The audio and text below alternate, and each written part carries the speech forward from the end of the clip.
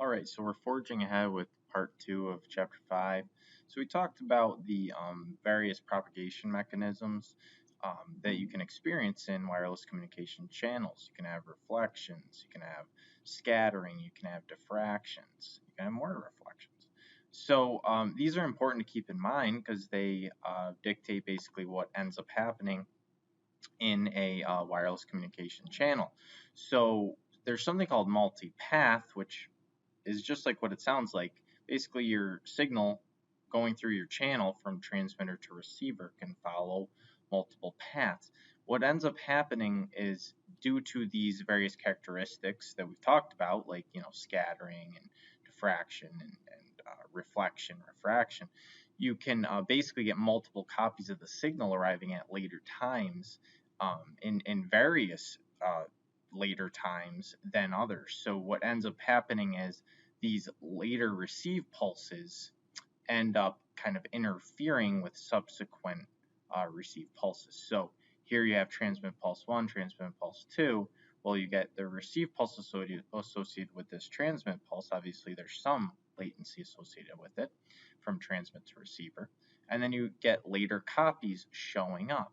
So these are the received multipath pulses associated with transmit pulse 1 here.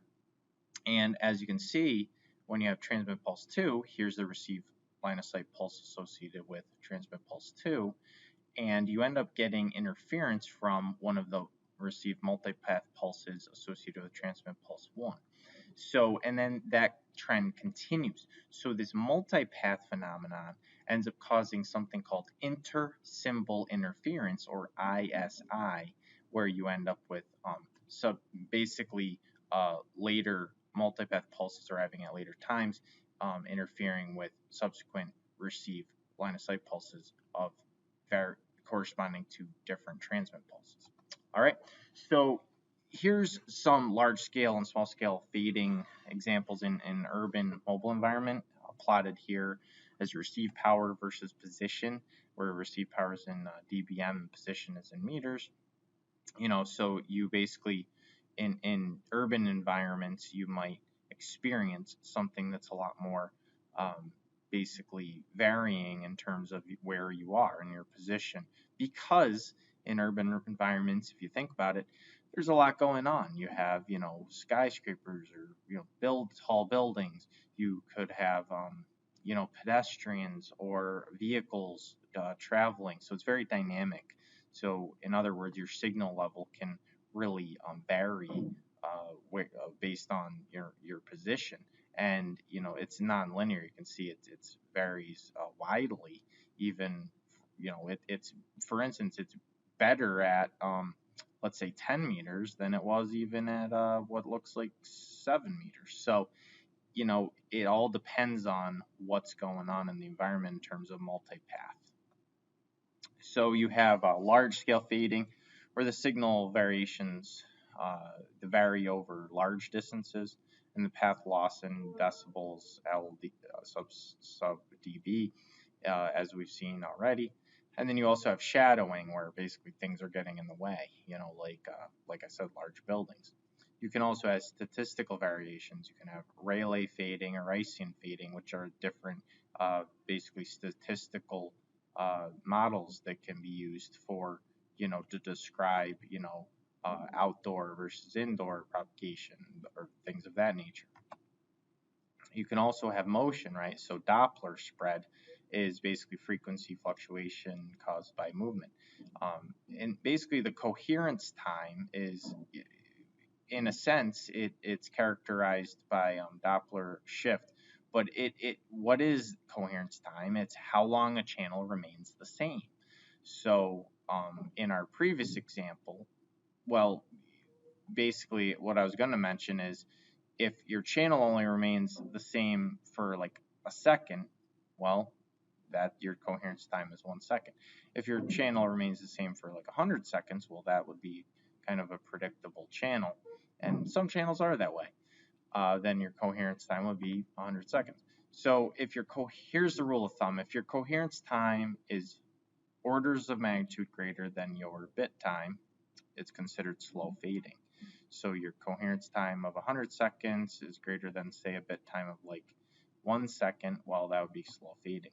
The channel would not change during the bit time. If this otherwise, you'll experience fast fading.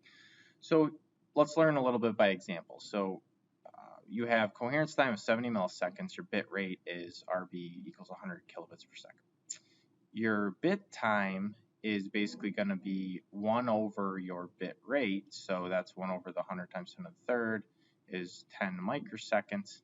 So you have to ask yourself the question, is your coherence time an order of magnitude or a factor of 10 greater than your bit time? Is 70 milliseconds of order of magnitude greater than 10 microseconds? Absolutely, because this is times 10 to the minus third, that's times 10 to the minus sixth. So this is true, so it's considered slow fading by the criteria.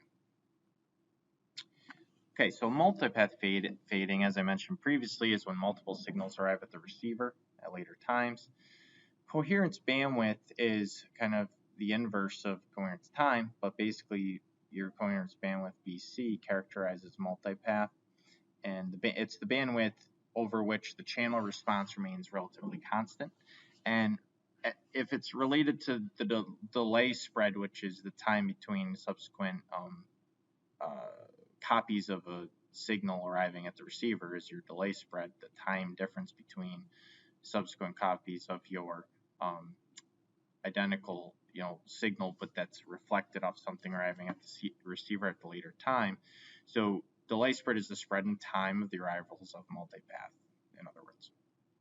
And then you have your signal bandwidth, which is B sub S, is proportional to the bit rate. So if your coherence bandwidth, BC, is an order of magnitude greater than B sub S, then you would experience flat fading, meaning that your spectrum of your, basically your communication is relatively flat.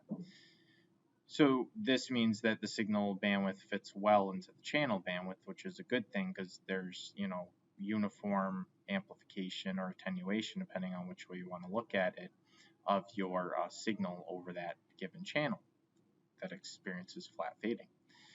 If this criteria is not met, so in other words, if BC is less than BS, then you experience flat fading.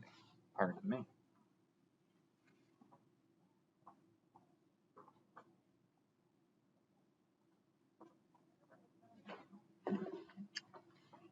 So let's do another example. So example 611. So B sub C is 150 kilohertz and the bit rate is 100 kilobits per second.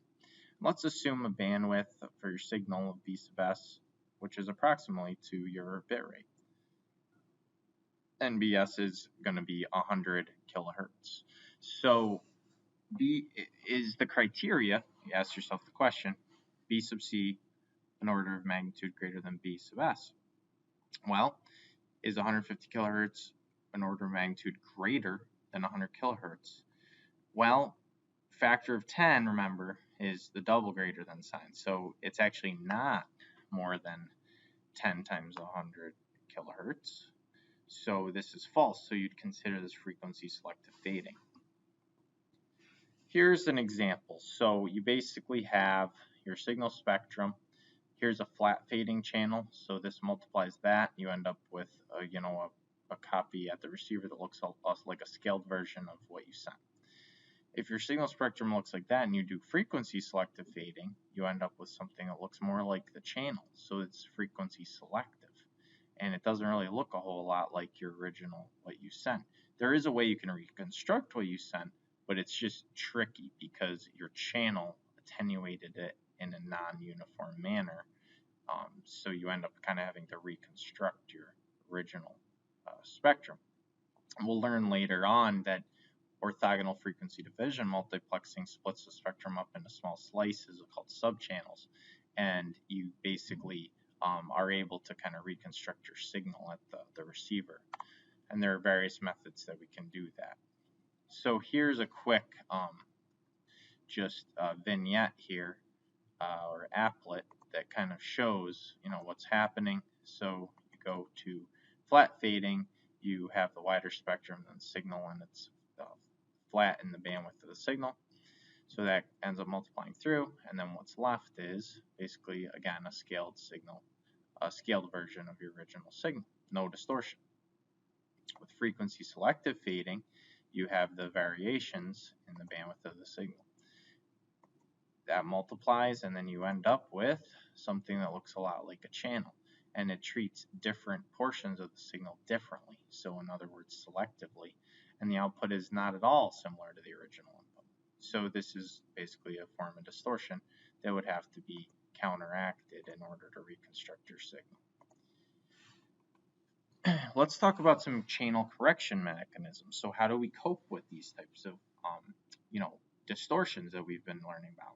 Well, there's something called forward error correction, there's adaptive equalization, there's adaptive modulation encoding, there's diversity techniques in MIMO, which is using multiple antennas at the input and output, or multiple input, multiple output, and you have OFDM, which I discussed a little bit, orthogonal frequency division multiplexing. You have spread spectrum techniques, and you also have bandwidth expansion. So we'll go through some of these. So FEC, or forward error correction, basically the transmitter adds error correcting codes to a data block, and the code is a function of the data bits. And at the receiver, you calculate the error correcting code from the incoming data bits. If the calculated code matches the incoming code, then no errors occurred. And if the correcting codes don't match, then the receiver attempts to determine the bits that are in error and would correct them. A simple example of this might be something like, well, there's different types of forward error correction codes out there, and this is the subject of chapter 10 where it dives in a little bit deeper. But we will talk a little bit about this. So basically here you have k data bits, you have your forward error correction encoder and your code word of n bits. Then you basically transmit that, you undo the code word prime here, and then you have a decoder, which basically detects but does not correct the error. And here, basically, if no error is detected, you decode your data. Then you have equalization, which can be applied to transmissions that carry analog or digital information. This could be analog voice or video, or digital data, or digitized voice or video. And it's used to combat ISI, which we talked about earlier, which is caused by that multipath phenomenon, which is intersymbol interference. And it involves gathering dispersed symbol energy back into its original time interval. And you can use various techniques to implement adaptive equalization. You can use lumped analog circuits with capacitors and inductors, etc. Or you can use sophisticated digital signal processing techniques and algorithms to implement the decision feedback equalizer or various types of adaptive equalizers. Then there's diversity techniques. So basically it's based on the fact that individual channels experience independent fading events. And if you use, say, you can do either space frequency or time diversity, space being the techniques that involve physical transmission paths, so you would space your antennas out and kind of broadcast the same information, and maybe one gets through, one doesn't, but at least it gets through. Or maybe one gets attenuated, most of the way, or blocked by a building, and then the other one also gets blocked by a building. Well, maybe instead of 2 antennas, you had 3 antennas, and then maybe the third one gets its signal through. Or maybe some combination of the multiple antennas gets through. You can also have frequency diversity, which is a technique where the signal is spread out over a larger frequency bandwidth or carried on multiple frequency carriers. So again, OFDM is an example of that. And by the way, space diversity, MIMO is an example of space diversity. OFDM is a good example of frequency diversity.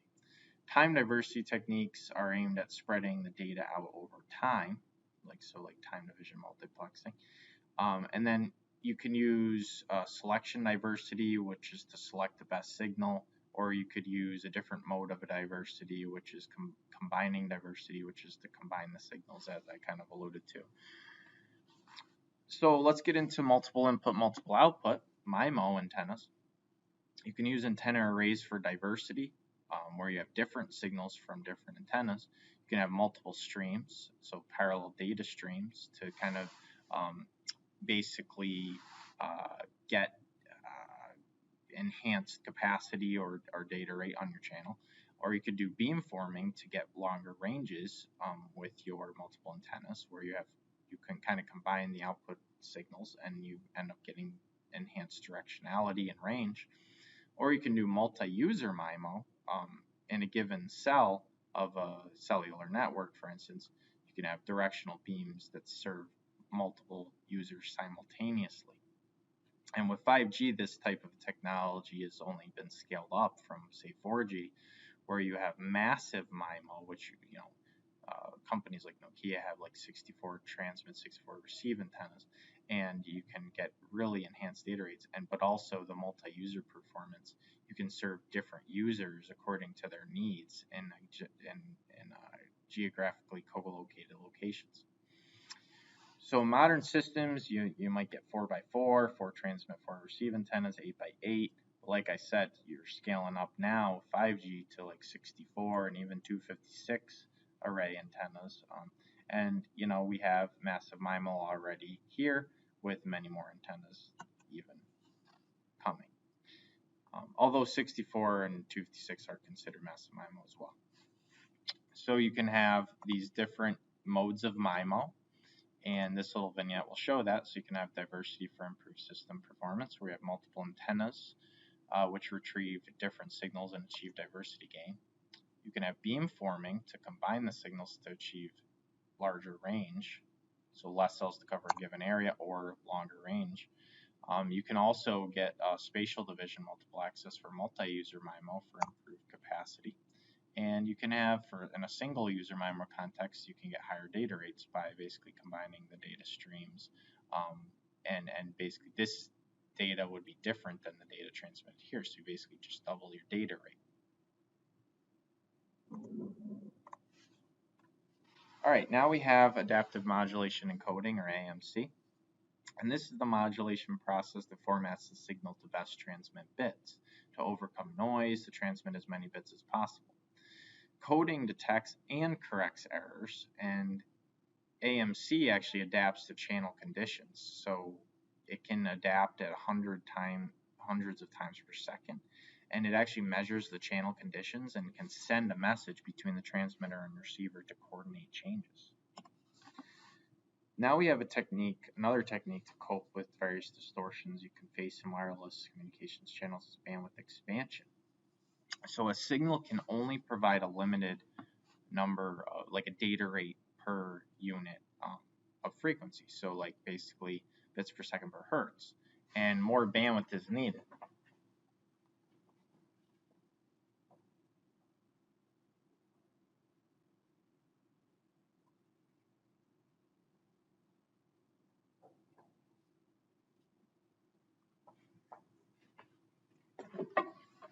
So there's various. So with bandwidth expansion, a signal can only provide a limited bandwidth efficiency or bits per second per hertz, and more bandwidth would be needed essentially. So you could use techniques like carrier aggregation, or CA, to combine multiple channels. You can also, an example of this would be 4G LTE, which combines third generation carriers and to basically enhance the bandwidth to the users. You can also do frequency reuse, which is to limit the propagation range to a certain geographical area. And you can use the same frequencies again when you're sufficiently far away. Also with frequency reuse, you can use large coverage areas such as macro cells and smaller coverage areas such as outdoor picocells or really small cells, where you're turning like every lamppost into a base station in a city, an urban area, for instance, or relays and indoor femtocells you could even use. Millimeter wave taps into the 30 to 30 gigahertz, 30 to 300 gigahertz bands with millimeter wave wavelengths. And higher carrier frequencies have more bandwidth available. So these are also expensive to use and have problems with obstructions. So the signal propagation isn't as favorable at the higher frequencies. So you also have basically this concept of carrier aggregation. So here with, let's just, so this could be a 3G station, and then this could be a 4G station. So it basically aggregates these various carrier components to get higher bandwidths. Here's intra-band contiguous carrier aggregation, and here's intraband non-contiguous, where there's a break in the frequency between carrier components.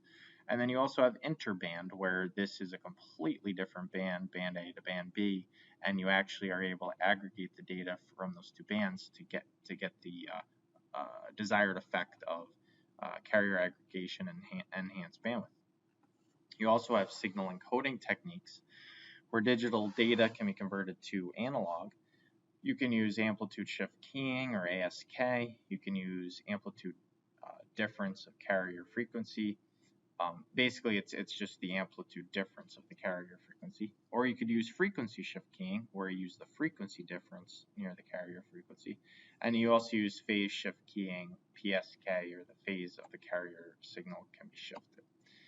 So here's like an example. So ASK, you're basically just doing this, on-off keying type of thing, where you're just shifting the amplitude between some value and 0.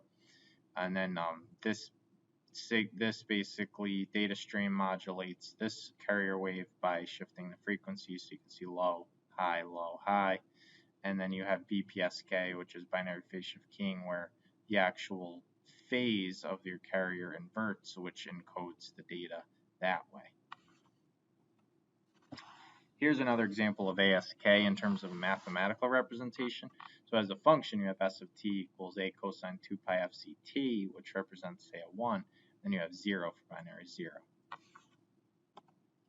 And ASK is susceptible. It's important to note some weaknesses of ASK. It's susceptible to sudden gain changes, and it's inefficient.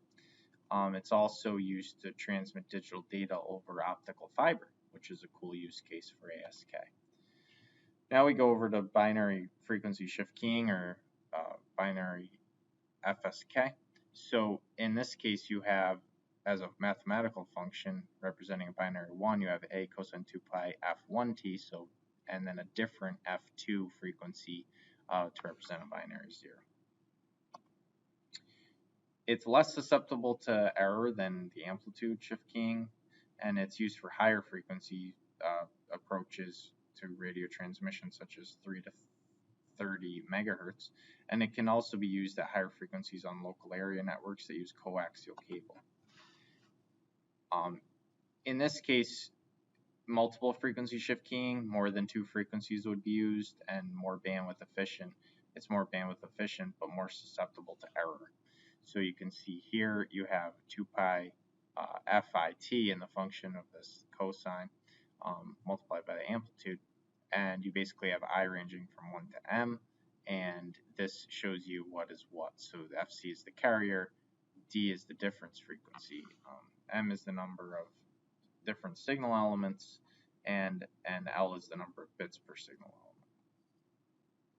Phase shift keying deals with the phase of a signal, uses 2 phases to represent binary signals for binary phase shift keying.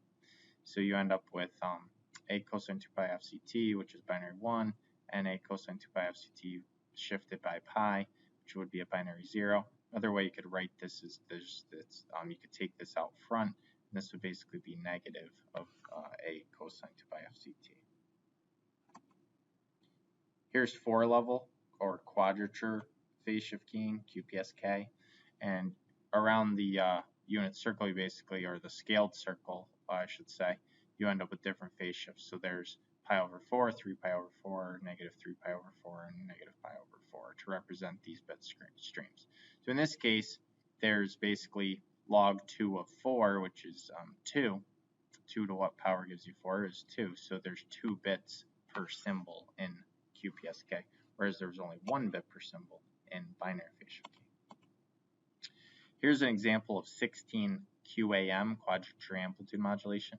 So in QAM, you not only scale like you would for phase, but you actually also scale the amplitude. So you can see there's around these various scaled circles, but you also end up with, 16, log 2 of 16 is 4, so 4 bits per symbol for QAM.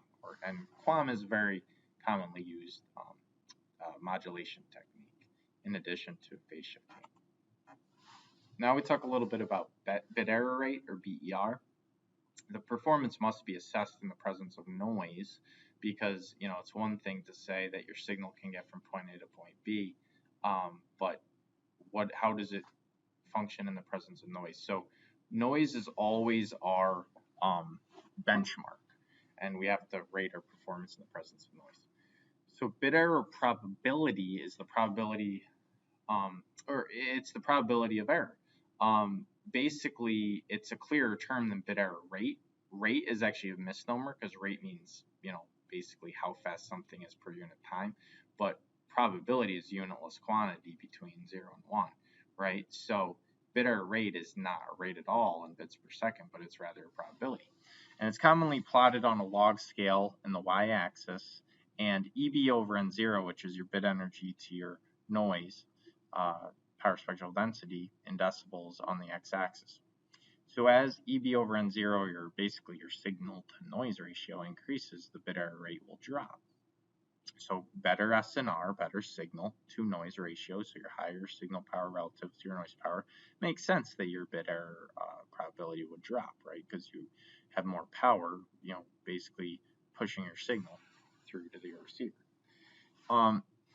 You'll see these waterfall curves. The curve lower to the lower left have better performance and lower bit error rate at the time of EB over N0 and lower EB over N0 for the same bit error rate. So let's see what we mean by that.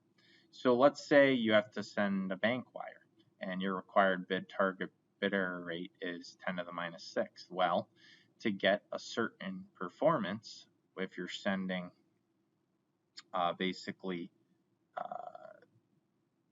let's go over here.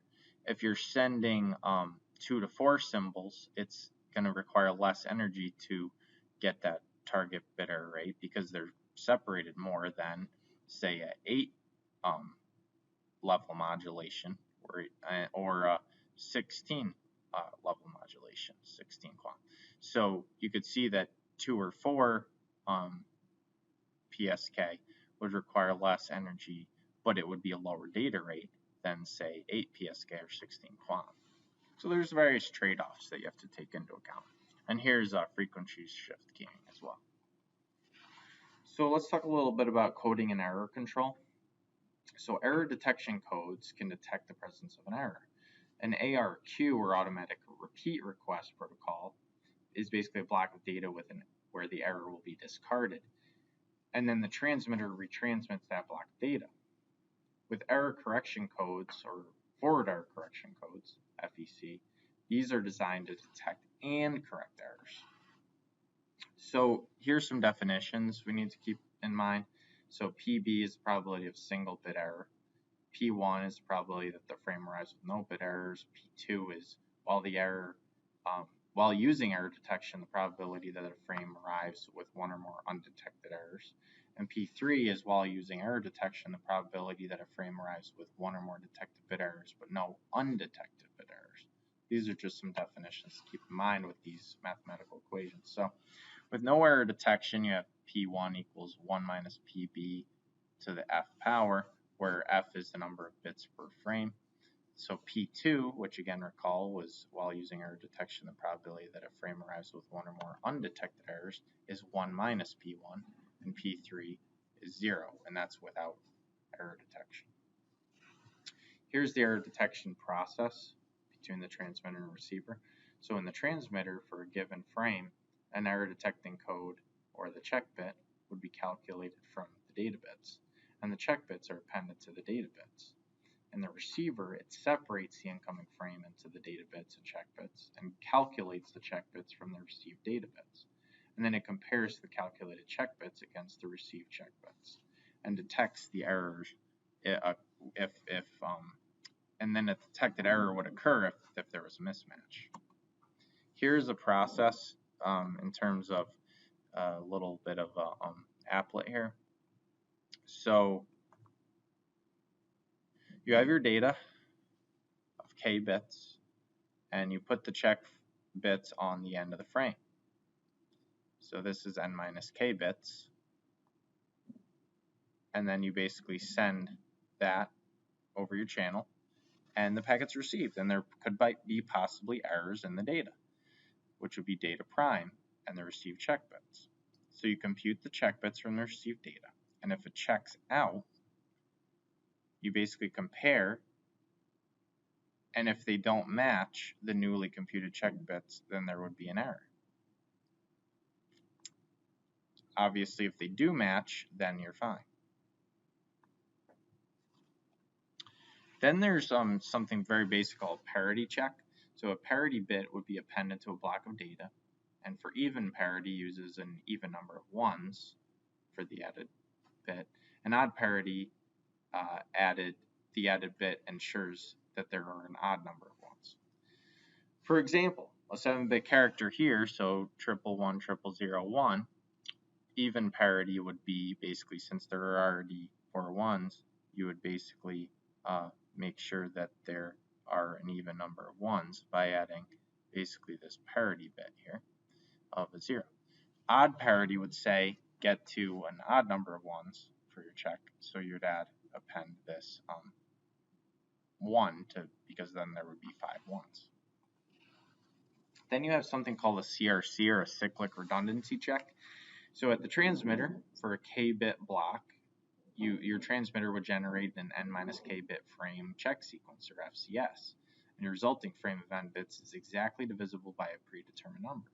On the receiver side, it divides the incoming frame by a predetermined number, and if there's no remainder, it assumes there's no error. And then CRC using modulo 2 arithmetic. So it's modulo 2 arithmetic is the same as in digital electronics XOR operation, or exclusive OR. Basically, here are your various parameters. You have, T, which is your n-bit frame to be transmitted, D, which is your k-bit block of data, F is n-k bit FCS frame check sequence, P is your pattern of, and then Q is your quotient, R is your remainder, and here's the mathematical for the modulo 2. So T over P to have a remainder, no remainder, you start with T equals 2 to the n-k times D plus F, and then you divide this by P, which gives you this quotient and a remainder. So you use the remainder as your frame check sequence. So basically you ask the question, does R have T over P? Does R cause T over P to have no remainder? And if you substitute, there's no remainder, so it is exactly divisible by P. You can also use polynomials. I won't necessarily test you on all of this, the ins and outs of this, but it's important to note that it does a technique. So all values expressed as polynomials, and there's a dummy variable x with binary coefficients.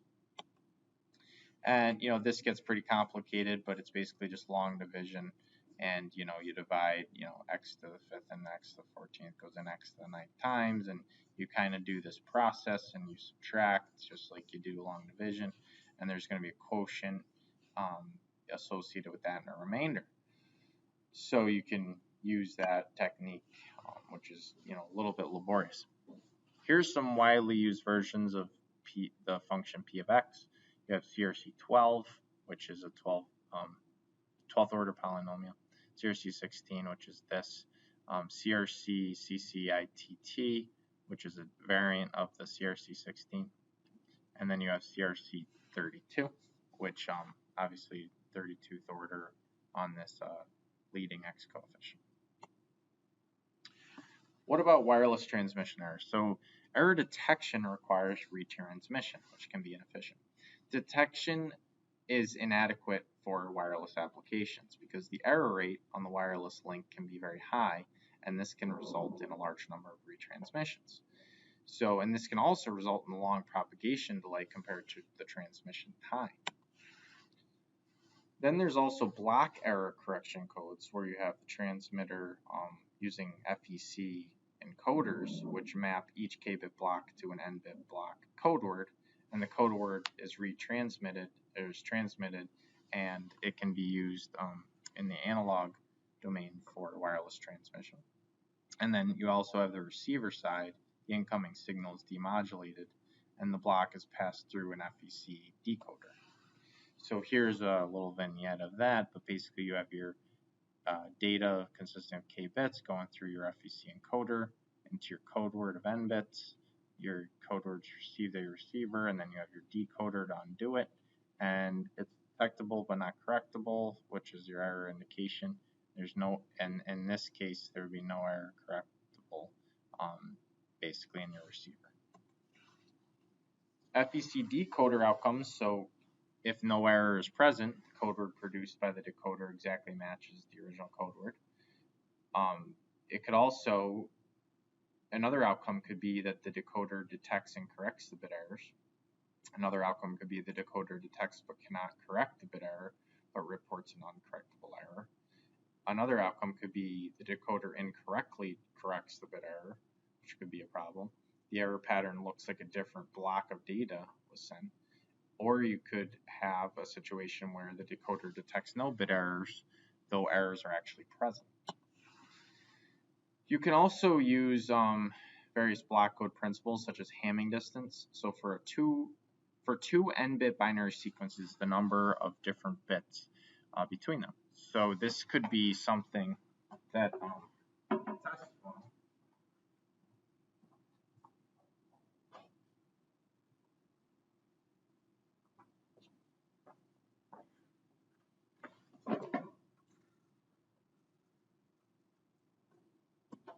all right, so if you have, so under block code principles, you have a Hamming distance technique. So for two n-bit binary sequences, it's the number of different bits. So if you have V1 and V2, what is the Hamming distance between these? Well, basically you would just put one right on top of the other and compare bit by bit. So the first bit of each word is different, so there's one. Second bit is the same, they're both ones. So don't count that. Then you have the third one, which is different, so 2. Then you have the fourth one, which is the same. Fifth one's the same. Sixth one's different. So you have a total Hamming distance of 3 there. You can also have redundancies, which is the ratio of redundant bits to data bits. Or your code rate, which is the ratio of data bits to total bits. And then there's also a concept called coding gain, which is the reduction in the required signal to noise ratio to achieve a specified bit error rate of an error correcting coded system. So here you have a waterfall curve, bit error probability versus EB over N0, which is like your SNR, your signal to noise ratio. And you can see without coding, you have worse performance for a given target probability of error than with coding. So if you use rate 1/2 coding, you might decrease your throughput a little bit, but at least you get your message through without errors for a given probability of error, and you save power on your transmission as well. Here's a coding table. So you have a data block and a code word. So if you receive this, it would be not valid, and an error would basically be detected. So is it 1 bit away, or 2 bits away, or 3 bits away, or 4 bits away? So you do the Hamming distance on each one of these possible code words, and most likely in this case, since this is an existing code word that was received, it would have been all zeros. So because this has the closest Hamming distance, or closest Hamming distance away from an actual code word, so you assume the data was actually 0, 0. Others could have been sent, although much less likely. Let's go through this again. So if you receive this, you vary 2 bits from this code word, 2 bits from this code word, and no other codes are closer, so you cannot decode. So you only know that a bit error was detected, but you can't tell what it actually was because the Hamming distance is 2 for this one and 2 for this one for the received code word, for the received sequence of bits. We also have a concept called low density parity check, or LDPC codes, and this approaches Shannon's limit. So as you know, there's a theoretical limit on wireless communication channels that of which you can achieve basically error-free transmission through wireless channel. This is called Shannon's limit, basically the capacity formula we studied earlier in the course. And this uses very long codes. And you can check for errors by using many equations that each add at least 3 bits together. and you have variable nodes, which correspond to the bits, and constraint nodes, which actually implement the equations. And then it also uses iterative decoding, where you have variable nodes to estimate the bits and the estimate of the probabilities of those bits. And you also have the constraint nodes being combined for the estimates to see if they satisfy the equations, and if not, they determine which variable nodes are likely different than their estimates. For LDPC, you have an iterative procedure which estimates from several constraint nodes. The estimates are sent back to each variable node to create new estimates. And these are sent again to constraint nodes to check against the equations. And basically the procedure that is then called, and it's called message passing or belief propagation. So real quick, you have variable nodes, which correspond to your data bits, and your constraint nodes. And this is your Tanner graph for LDPC iterative coding. And in terms of little applet, you have your, again, variable nodes and your constraint nodes, and then they're basically linked together in this way for your Tanner graph, which allows you to essentially decode the signal. Then you have convolutional codes, which generate redundant bits continuously, and error checking and correcting is carried out continuously. So you have the N little k capital K code, and you basically have the input processes k bits at a time, and the output produces n bits for every k input bits. And k is called your constraint factor, capital K.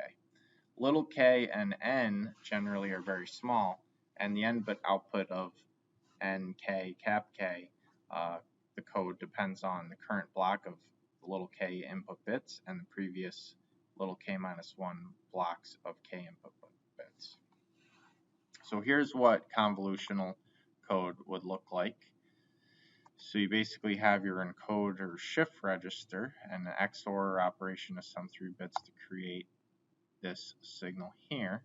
And then you basically do a different XOR combination to create VN2, and you switch so that both of these are sent in sequence, and then there's a new input bits which shift into the registers. And we may start at a state 0, 0, which are the bits that you need to look at there, and if the input bit is equal to 1, we output 1, 1 and go to state 1, 0. If a 0 arrives, we output 0, 0 and return to the state 0, 0. So this is called a state machine, state diagram. And this diagram produces the same outputs as the shift register from part A. So this is kind of the process of how a convolutional encoder works.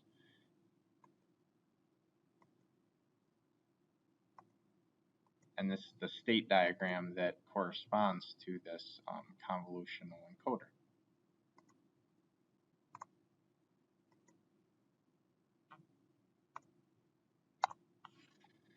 Okay, and then you have turbo coding, which is popular for 3G and 4G cellular systems and performs very close to the Shannon limit. And you have 3 versions of the signal that are transmitted for turbo coding, which are all interleaved together and kind of woven together. You have the original signal, you have an encoded version of the signal, and you have the interleave version that is then encoded. Some of the bits of the interleave stream are removed. Here's how turbo coding works. So you have the interleaver, multiplexer, and then you end up with basically all of them in serial here, and going over through this puncture operation and then depuncture operation through the demultiplexer, and then it's split up into the 3 streams, and then you have an interleaver and a deinterleaver here. So for turbo coding, for the decoder, the missing bits are replaced by estimates or set to 0. And the decoder 1 estimates the output bits and uses 2 of the streams and keeps soft decision information and levels of confidence about the decoding. Decoder 2 estimates the output and using another set of 2 data streams and soft decision values from decoder 1. Results are then fed back to decoder 1, and multiple iterations between decoder 1 and 2 can occur until a result of high enough confidence results. Okay, then we also have an AR automatic repeat request. So this is a mechanism used in data link control and transport protocols and relies on the use of error detection codes such as cyclic redundancy check, CRC, which we talked about. Then there's also flow control and error control. So this is a parallel concatenation of two RSC encoders. So basically, error control consists of mechanisms to detect incorrect transmission errors, and the types of errors could be a lost PDU, or if PDU fails to arrive, or a damaged packet data unit, or if the PDU arrives with errors. So here you have error-free transmission and transmission with losses and errors. So in terms of a vignette, you have source destination. PDU1 is sent received at a later time. Time progresses downward. Then you have PDU2 through 5 corresponding at arriving at later times, and all are received successfully. In this case, PDU2 arrives at a later time, but it actually never arrives. It's supposed to arrive here, but it does not arrive. And PDU4 ends up having a garbled frame. So it ends up, the transmission occurred, but it occurred with losses and errors. So this frame gets corrupted by noise and interference, or fading, for instance, that we learned about earlier. There's also a concept called a go back N ARQ. So acknowledgements could be receive ready, no errors occurred, or reject for REJ for reject, which means an error might have been detected. There are also contingencies, which is a damaged PDU, damaged RR, damaged receive ready, or damaged reject. Here's an example of like a go back N ARQ. So in this case, you have, again, source destination. Send multiple PDUs before needing to receive an ACK. You send an ACK back here, receive ready. Then the PDU 3 and 4 go. You get a receive ready 4. PDU 5, an error in this packet has occurred. PDU 6 and 7 are sent, which are discarded by the receiver because B never receives PDU 5, so it sends a reject 5 to tell A to retransmit PDU 5 and all subsequent other packets. So 5, 6, and 7 are then retransmitted, and you get receive ready 6, and then these two are resent successfully, but there is actually a timeout there. So receive 0 is sent but not received in a timeout waiting time. So receive ready is then sent here, ASB, to resend its latest RR. So it sends a RR2, and B says it's ready to receive PDU2. So now A knows it can resume, and then the process kind of continues from there. Hybrid ARQ, neither forward error correction coding or automatic repeat request is adequate in practical situations, so FEC may add unnecessary redundancy. ARQ may cause excessive delays from retransmissions, and hybrid ARQ is more widely used and uses a combination of FEC and ARQ. Additional HARQ approaches are soft decision decoding and chase combining.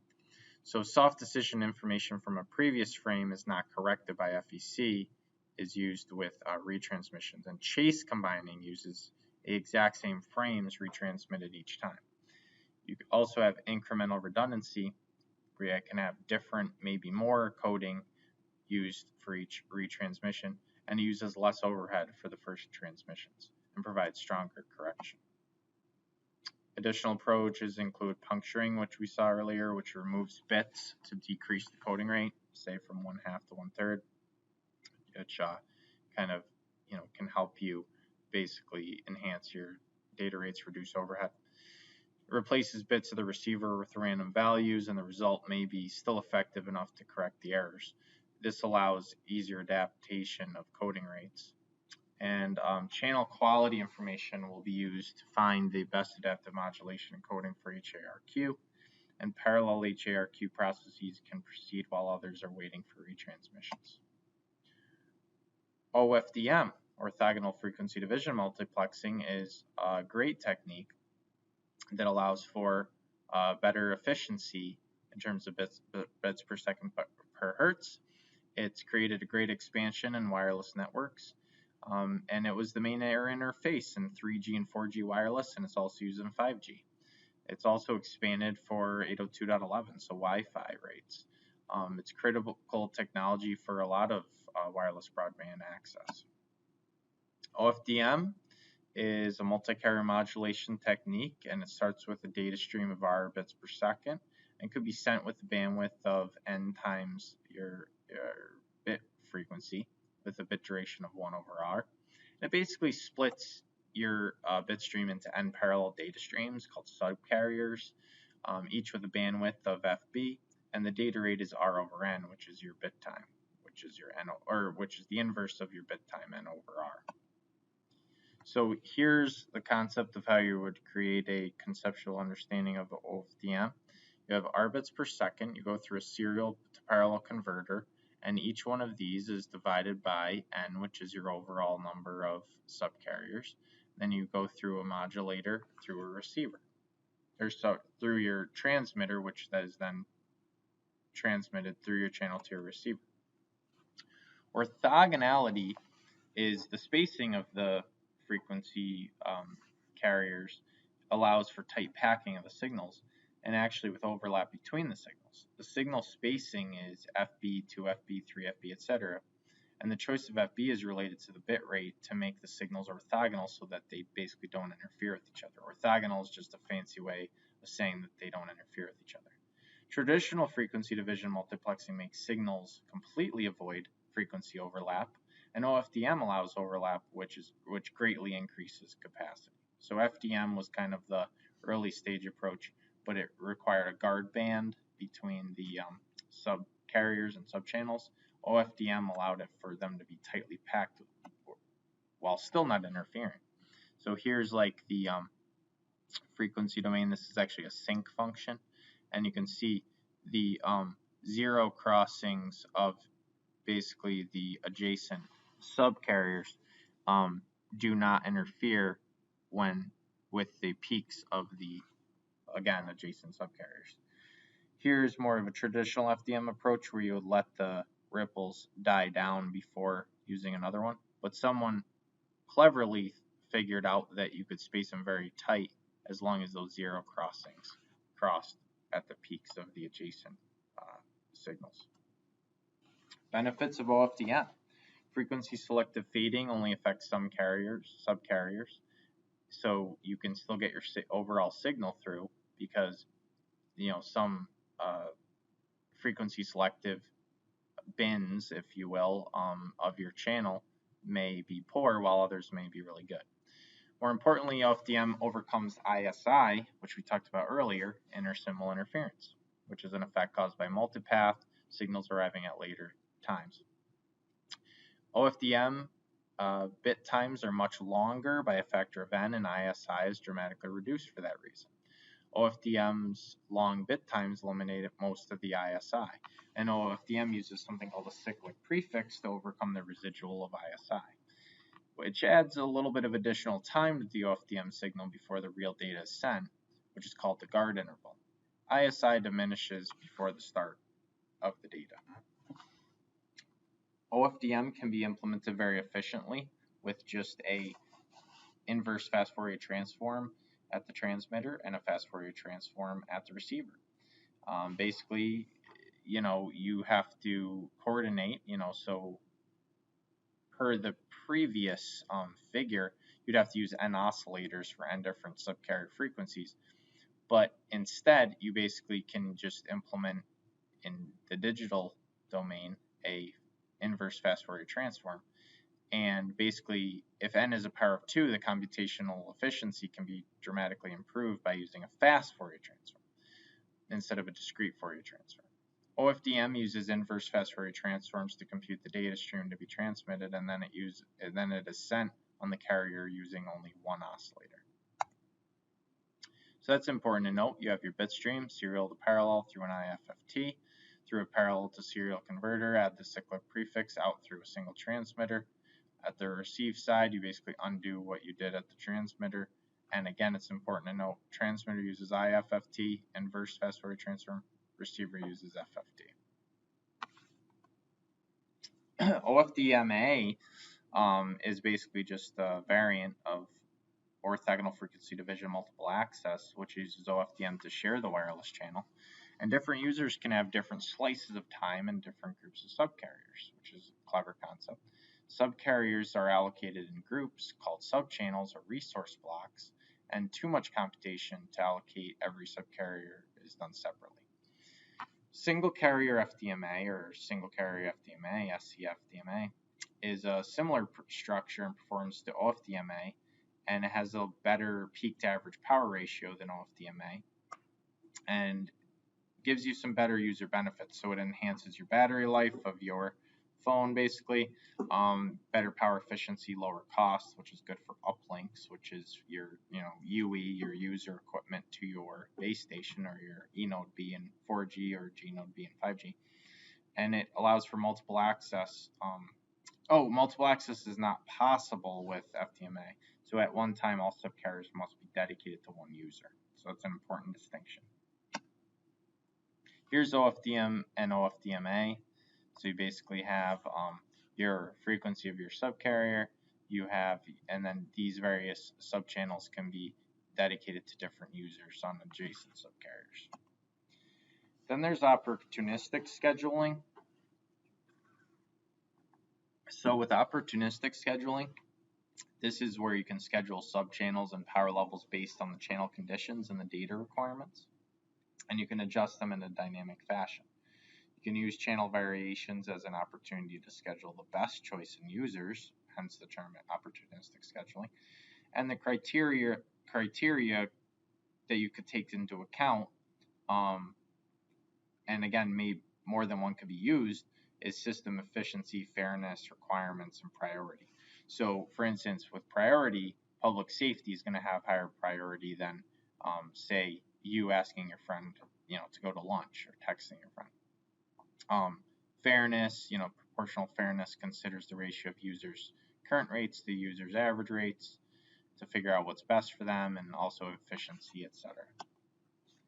Spread spectrum is a concept where the input is fed to a channel encoder and produces an analog signal with narrow bandwidth. The signal is further modulated using a sequence of digits, spreading the code or spreading sequence, and generated by pseudo noise or pseudo random number generator. The effect of modulation is to increase the bandwidth of the signal to be transmitted. So here's a structure of spread spectrum. We have input data in your encoder. You have your modulator with a pseudo noise generator going through your channel to go into your demodulator and your pseudo noise generator and your channel decoder. For the spread spectrum, on the receiving end, the digital sequence is used to demodulate the spread spectrum signal, and the signal is fed into a channel decoder to recover the data. In terms of, this should read frequency hopping spread spectrum, actually, 2 P's, but the signal is broadcast over seemingly a random series of radio frequencies, and the number of channels allocated for the basically the frequency hopping signal, and the width of each channel corresponds to the bandwidth of the input signal. So in this case, a signal hops from frequency to frequency at fixed intervals. Actually, drone technology uses frequency hopping, which is very effective, and it can be used to counter jamming and all of these types of things as well. Here's an example of frequency hopping. So basically, you have your channel assignment and your channel use, and these various color schemes show, okay, so for F1, you're on channel 5, for F2 you're on channel 8, etc. So this is the order of frequency hopping, F5 first, then F8, etc. So you basically, for if you have this one, which corresponds to F5, then you have F8, then you have F3, then you have F4, etc.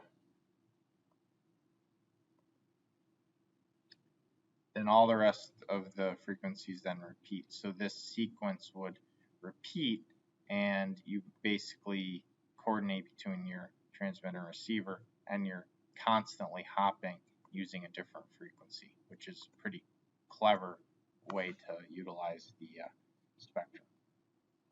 Here's your spread spectrum system with frequency hopping embedded. You basically have your binary data going through your modulator with your pseudonoise and your frequency synthesizer, go through bandpass filter, and then you basically undo that on the other side. Now let's just talk a little bit about direct sequence spread spectrum, DSSS. Each bit in the original signal is represented by multiple bits in the transmitted signal, and the spreading code spreads the signal across a wider frequency band, and the spread is in direct proportion to the number of bits used. One technique combines digital information streams with spreading code bit stream using exclusive OR operations. So in this case, you have your transmitter and your receiver. You basically do an XOR operation between your data input and your locally generated PN stream. And on the receive side, you basically have to undo that by doing another XOR operation to get back to your original signal. All right, here's your spread spectrum system for direct sequence, and basically, again, it allows you to basically have a modulator and your pseudonoise bit source going through your signal and going through your channel, and then you reverse that on the other side and your receiver. Here's the approximate spectrum of a direct sequence spread spectrum signal. So you start with this, you get your spectrum of your pseudonoise signal, and this again intentionally spreads the spectrum and combines it to achieve a desired effect. You also have CDMA, which is code division multiple access. The basic principles of CDMA: D equals your rate of your data signal, which you can break into K chips, they're called. Chips are user-specific fixed pattern, and a chip rate of a new channel is K times D. And each user encodes with a different